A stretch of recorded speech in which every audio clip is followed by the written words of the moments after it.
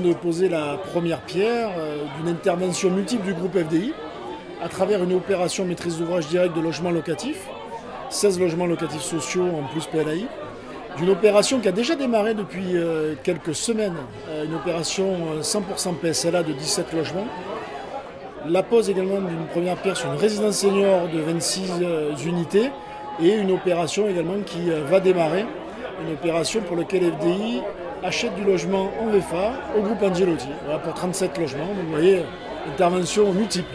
Il y a une grosse demande en logement social. Pourquoi? Parce qu'aujourd'hui, le parc locatif privé est de moins en moins accessible. Et il faut que nous, les collectivités, on fasse quelque chose pour pouvoir loger les gens qui n'ont pas les moyens de partir en parc privé.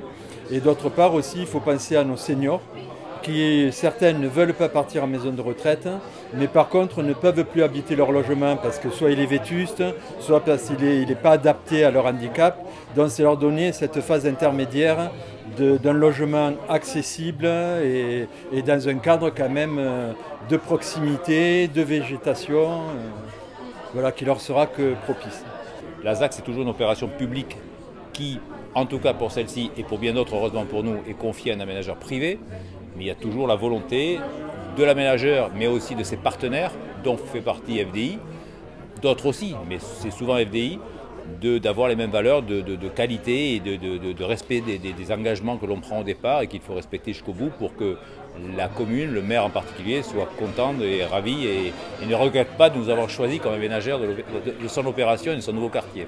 Comment donner une identité à une ZAC qui est à la fois en métropole et à la fois dans un milieu presque rural?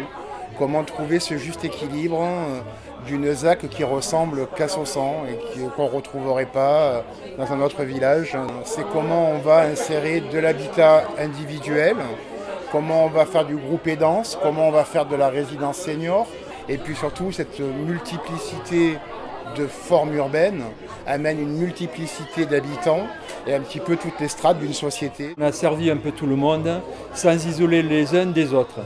Les petits terrains sont mélangés aux grands. Le social, on l'a fait en 4 macrolots qui sont étalés sur l'ensemble de la ZAC, sur 4 macrolots. Donc voilà, le logement social est un peu dans tous les sites de la ZAC, dans toutes les tranches de la ZAC. C'est beaucoup de maisons particulières pour lesquelles nous mettons en place des cahiers des charges avec l'architecte pour que ces maisons soient soignées, qu'elles soient de qualité aussi, et en fait en sorte que ce soit un quartier où tout le monde a envie de vivre.